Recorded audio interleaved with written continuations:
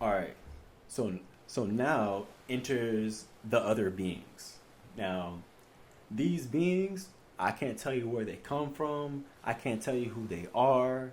I can only hope that they're for the betterment of us at this stage, because it gets really scary. And there comes a point in time to where you're just fed up with it and you're tired of being scared and your bravery is locked in. Like, okay, if this is gonna happen, this is gonna happen, right? So there's something within you. It's like a depression, but it's a mental depression. It's not an emotional depression. It's a mental depression, and it keeps your mind locked, right? Well, at a certain point, when you make the decision where you're you're not gonna let your demons control you, right? You're not gonna let these demons control you. You make that up in your mind, and you get this bravery, and then you start seeking them out, right? You start to conquer them. Well, that mental depression that was with you at the beginning of the third initiation is starting to lift now, right? So now when you go back to those spiritual books, you're reading them, but you're reading them on a completely different level. Now you're like, wait, what? How did I miss this? Like, you start reading it crystal clear. It's like it's like in the beginning of the in the in the first initiation, you're driving down the road and it's a sunny day, right? The second initiation, it starts to become a little cloudy, right? At the end of the second initiation, a storm happens and you're in a thunderstorm. And in the beginning of the third initiation, the storm goes away and it's sunshine. And then all of a sudden, fucking hurt. You're in the edge of a hurricane, right? And it's just roaring, and you have to pull over and stop the car because like you just can't drive anymore because you can't see. Everything's hazy. That's the mental depression I'm talking about. Like it's suppressing your thoughts, right? So then eventually when you start fighting back with it all your might, you're saying fuck it, like I'm going to do this. It starts lifting because you're lifting that spiritual weight now. Now you're lifting spiritual weights. So you're fighting against this heavy force that is infinite, and you have a finite amount of energy to push, and you've pushed with all your might, and you ran out of energy. You have no more energy anymore. You have no more mental energy. All your mental energy is spent. That's why the demons in your life are running rampant, right? They're doing whatever they want to do because you can't control them anymore. Well, as soon as you make up your mind, I don't have any energy left, but I'm still gonna fight these demons. Then that mental depression starts to lift, and these books start to become crystal clear, and you're no longer in the edge of the hurricane. Now you're in the eye of the hurricane where it's calm. You're in a storm now, but now you can see. So you're reading the text. You're reading the text. You're reading the text. Then you start going back to texts that you thought you've mastered, but you realize that you haven't even scratched the surface yet. You start reading them. Then you start going to these other texts. You start going to the Hermeticas. You start going to the other esoteric books. You start going to. At this point, you're starting to understand the forces and the planes and the different types of realities that there are. So at this point, you're able to go into other people's books and read the esoterica. You're able to read what they're seeing in the spiritual realms. You're able to see it, and you're able to decipher it for yourself now. Now, you're not completely able to decipher it where they're coming from, but you have a very good grasp of it, right? So so at this point, everything becomes more clear, and now you know something. You're not really sure what you know though, but you know something. So then beings start coming to you. Now, depending on how these beings are, or how you see the world, or how you see things, how you see the universe, these beings are going to come to you in a myriad of different ways. Like I can't explain how they will come to you. I can explain it, but what I will tell you is that they have a strange power, and this strange power will start to unlock a force within you. You'll start seeing things within the dreamscape that you've never seen before and that you can't explain. Even if you wanted to explain it, You will have no words for it at this point in time. You won't be able to explain it. You just, it's like it's almost like it's almost like it's locked within your mind, and you can witness it, but you can't talk about it because it's locked within your mind. You cannot describe it. There's no word. It's like seeing something for the first time. Imagine being a Native American in like the 1400s, seeing a ship coming from the sea. You've never seen a ship that big. So what does it look like? It looks like a fucking serpent coming out the ocean. You know what I'm saying? Like, you don't know what it is. So you try to make sense of it. But what you're making sense of it is not the reality of what it is. It's just what you're perceiving it as, which goes into reality, and you'll start getting more into reality as this goes on. So then these beings will start coming to you, and they'll start showing you different things, and it's so difficult to understand what's happening, especially at this point, because like I said, you have no energy left. Now you're just along for the ride. Now you're just being taken along. So with me, certain things happened. I can't tell you exactly what happened because honestly, it's none of your business. And then, but two, at this point, your spiritual guides are gonna reach out to you. But I can't tell you if they're for you or you're against you, because at the consciousness that I have now, I don't even know that, because I feel very nefarious about some things that are happening in the spiritual realm that I can't understand, and I don't want to tell you to follow these beings and trust these beings. I don't want to tell you that because I feel like I might be doing you a disservice because I really don't know. But this is the point where faith comes into play. And this is when the virtues really start to become apparent. And you start to realize that the virtues aren't for this world. You practice the virtues in this world. In the 3D environment, you practice those virtues in this world. Because when you go into the other world, that's who you really are.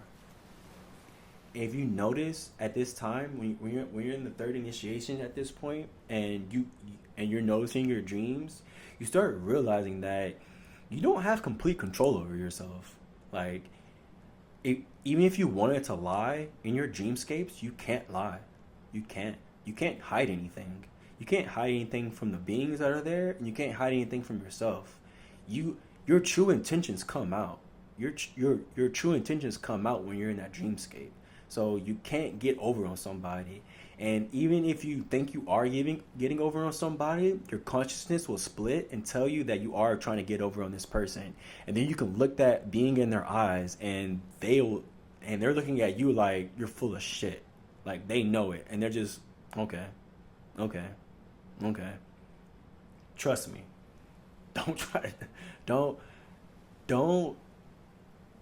Don't be in the lower initiations thinking that you're more than what you are. Because in reality, you're not anything.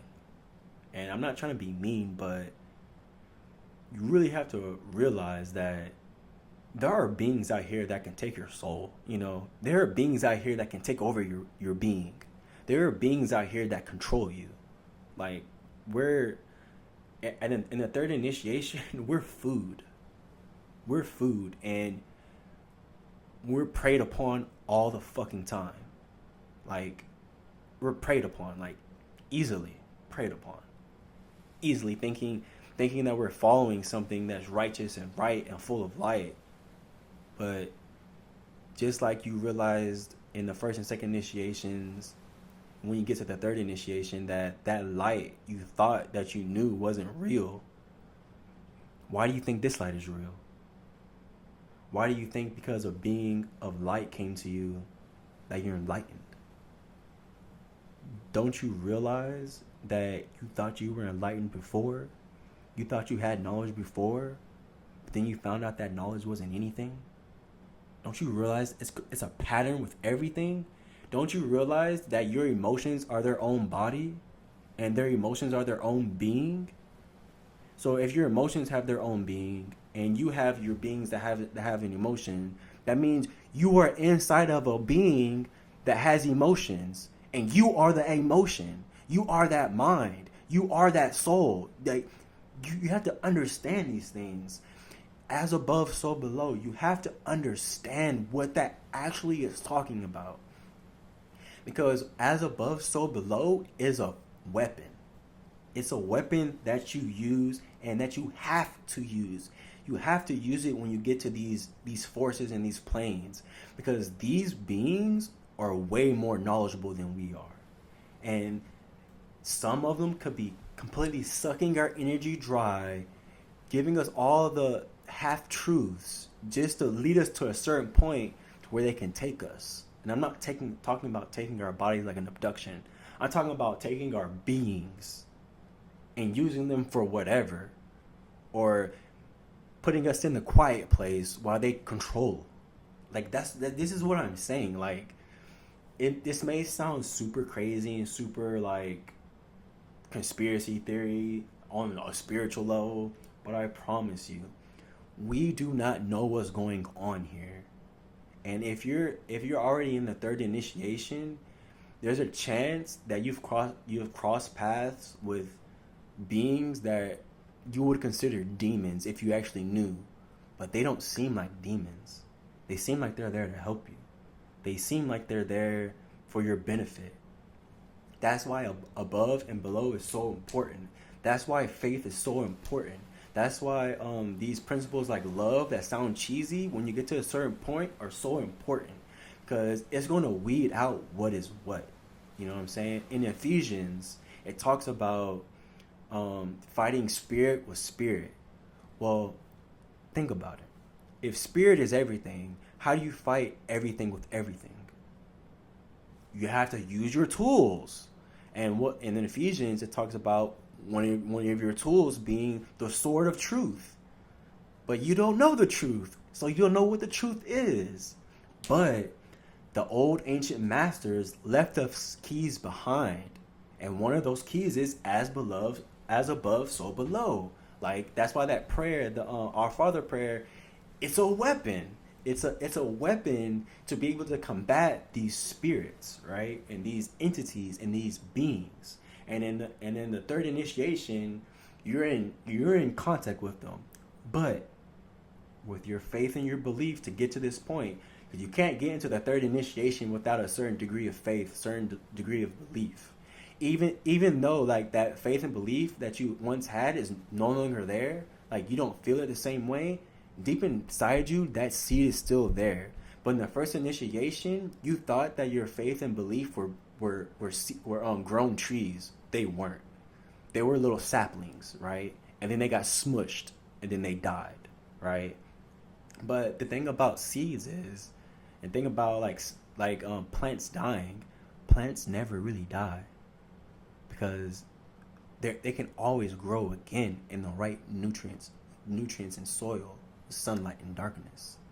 So in the first two initiations, you're thinking you're sitting under this great oak tree, but then you realize that you're actually just a small little ant, and that's just a blade of grass. And you come into the third initiation, and you're like, man, faith and belief, that shit is stupid. Like, there's only knowledge. That's the only thing. That's the only thing that there is. There's only knowledge. Like I said, as you're going through it, you're not understanding this, because you're going down the path that you think is right. Your mind is being electrified. Like you're going through a traumatic experience because you're being birthed into the spiritual realm through your mind. Your mind is being birthed through the spiritual realm, and you're being awakened to all these things and all these forces, and you can't make it out yet. So with that seed of faith and belief, right? And then that love that you have, and that love and that faith and belief, mind you, like, you don't feel it the same, but it's still there, I promise you, because you can't get this far without it. You couldn't have. Your higher self, right? Listen to me.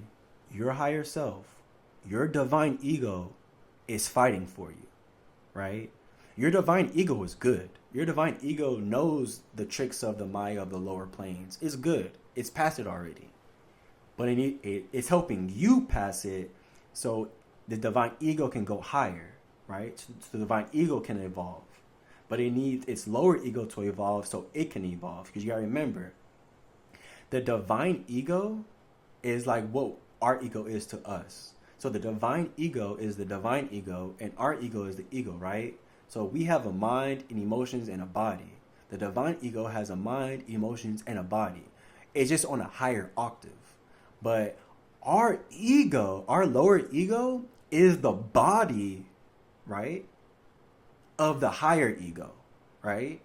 And our spirituality are the emotions to our divine ego. You see what I'm saying? And then within the divine ego itself, the divine ego is the body of the higher being. And the divine's ego, spirituality, is the emotions of its higher being, right?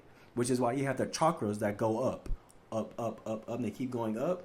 They don't stop at 8, 12, 15, 33. It's infinite. It keeps going. It just keeps going in cyclical patterns. So a lot of people go with 7, okay, but then you have 8. Because you have the universal. Well, you have the solar system, you have the galactical, you have the celestial bodies, then you have the universal. Well, you think the universe is it? No, it keeps going. It keeps going. Like, yeah. Anyways, so get back to the third initiation. So your divine ego is there watching out for you and helping you avoid traps. Now, you're not going to avoid all the traps because your divine ego is going to have to let you fall into some traps. Not because it wants to, but because you're fucking hard-headed. You're fucking hard-headed and you don't fucking listen to the fucking spiritual principle that you fucking know. So you're fucking shit up, right? And you're fucking shit up. And at this time, you're starting to be aware of a little bit more, right? You're starting to feel the forces a little bit more, right? So then you start realizing, damn, like something's going on here. Something's wrong. Something's not right. And then once you start realizing that, things start to become very serious. And for a while, the joy of life from day to day becomes very bland and very serious. Because you're starting to see the forces now within other things and other people and experiences. And the astral book of life, you're able to divine what's happening and how people are feeling and how they're moving and what they're thinking. Your psychic abilities are starting to flourish now, but they're going haywire because you haven't controlled your emotions yet. The spiritual books are giving you a little bit more leeway, and you're understanding them at a higher level, but you still don't truly understand them. You haven't digested them alchemically yet. You haven't digested them. And it's gonna be a while before you digest them. It's gonna be years before you digest them. Okay. So that's as far as I'm gonna go. I'm not gonna go into the fourth initiation for the simple fact that I haven't reached the fourth initiation to the degree that I'm talking to you about all these other initiations, right? And in my next one, I'll wrap the initiation saga up, and I'll go into why I began this with when people tell you the initiation they're at, don't believe them, and why people say that and stuff like that.